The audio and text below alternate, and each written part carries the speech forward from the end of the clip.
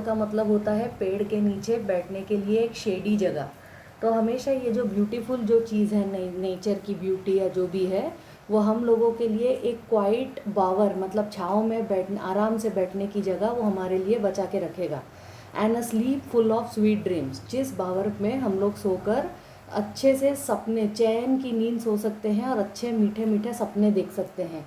And health and quite breathing, और हम लोगों का हेल्थ भी अच्छा रहेगा। और क्वाइट ब्रीदिंग मतलब यहाँ पे कोई रेस्टलेसनेस या कोई टेंशन वाला ब्रीथलेसनेस ये सब नहीं होगा। क्वाइट ब्रीदिंग मतलब हम लोग अच्छे से सांस लेकर फल फूल के अच्छे हेल्थ को मेंटेन करके हम लोग जी सकेंगे।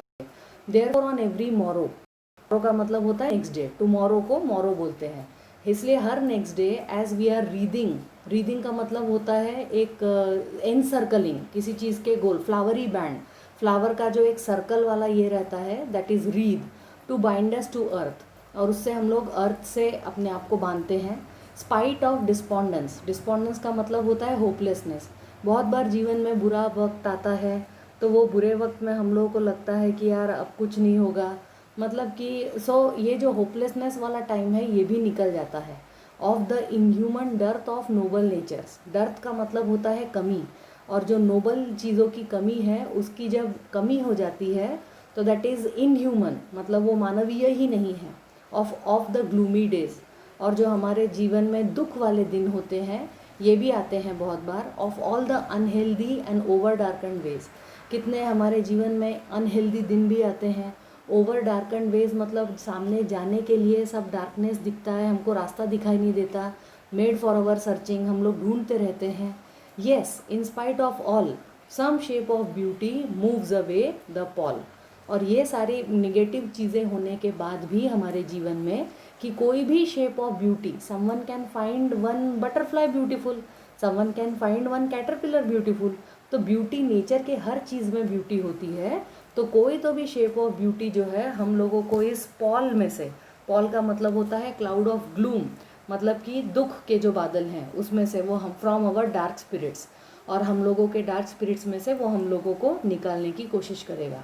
सच the sun the moon trees old and young sprouting a shady boon, जैसे कि सन है नेचुरल ब्यूटी, मून है नेचुरल ब्यूटी, ओल्ड ट्रीज़ है नेचुरल ब्यूटी, यंग ट्रीज़ है natural beauty.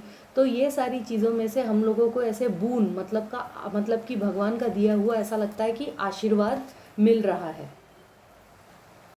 For simple sheep and such as daffodils, किसी किसी को sheep जो है वो ब्यूटीफुल लगेगा, ब्लाबा ब्लैक शीप वाला शीप, एंड डैफोडिल्स जो फ्लावर होते हैं वो भी ब्यूटीफुल लगता है किसी को। With the green world they live in, और आसपास जो ग्रीनरी है कभी कभी वो भी लोगों को सुंदर लगता है। एंड क्लियर रिल्स, और साफ बहने वाले जो झरने होते हैं, stream of water, that for themselves a cooling covert make, और वो देखकर हम लोगों को एक मन में ठंडेपन का एहसास होता है। दैट कूलिंग कोवर्ट हम लोगों को मिलता है अगेंस्ट द हॉट सीज़न। आसपास कितना भी हॉट सीज़न है लेकिन हम लोगों को एक क्लियर बहता हुआ पानी देखकर हम लोगों के मन को एक ठंडक मिलती है। द मिड फॉरेस्ट ब्रेक, अगर हम लोग जंगल के बीच में से कहीं से जा रहे हैं तो मिड फॉरेस्ट में जो हम लोगों को अगर कुछ मिला तो then that also gives us fun का ब्रेक का मतलब होता है फन के जो झाड़ होते हैं वो देख के भी बहुत खुशी होती है।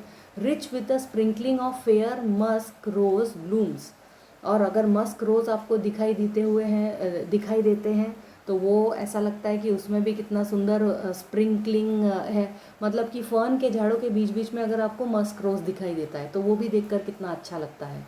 And such too is the grandeur of the dooms, और डूम का मतलब होता है वर्ल्ड ख़त्म होने वाला जो दिन है, जो लास्ट डे ऑफ एग्जिस्टेंस है वो, लेकिन उससे भी बड़ा है ये natural beauty. We have imagine for the mighty dead all lovely tales that we have heard और रेड, जो माइटी डेड है उनके लिए हमने सोचा हुआ है कि दुनिया की जितनी भी प्यारी कहानियाँ हैं जो हमने सुनी है या पढ़ी है।